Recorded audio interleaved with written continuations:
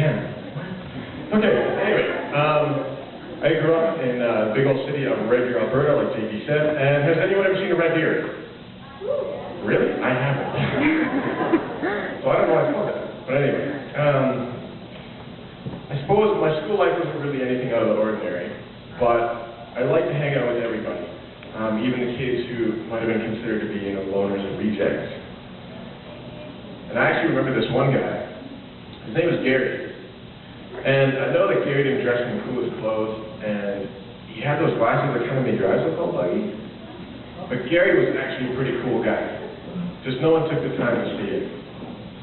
And I remember this one time that me and Gary was hanging out in the cafeteria, minding our own business, and these two guys came up behind him and they shoved him on the shoulder and said, "What's up, loser?" as they walked by, and completely ignored me.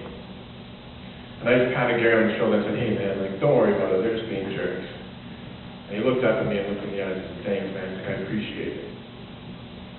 And what I found funny is later that same day, those same two guys approached me and they were like, "DJ man, what are you doing hanging around with Gary? He's such a loser." And that really ticked me off. I said, "What are you guys talking about? Don't you guys even know him? He's actually a pretty cool guy. Why don't you just give him a chance?"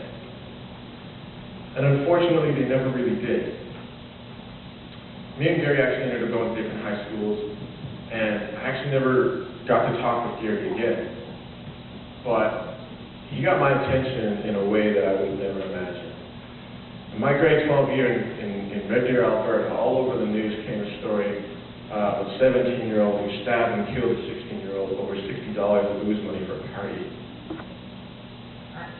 Gary, the guy that I once knew in junior high, stabbed and killed someone over $60. I couldn't believe that. My mind went 1,000 places that day. Devastation for the family who lost their son, and just sadness for Gary. All I could think of was, what if I had stayed friends with him? Maybe I could have helped prevent it. Maybe it would have never been pushed to that point. You see, I don't think Gary ever got a break from bullies. He was picked on almost every single day. And bit by bit, that tore him down, and eventually he snapped.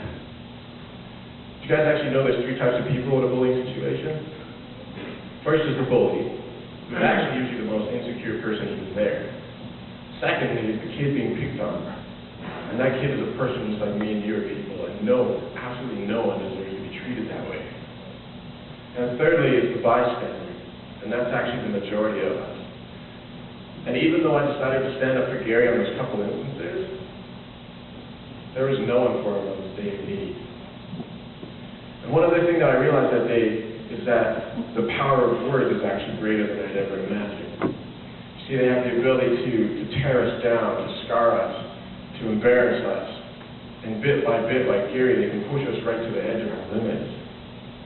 But words also have the ability to build us up, to make us laugh, to encourage us, to make our day. You guys all know what I'm talking about.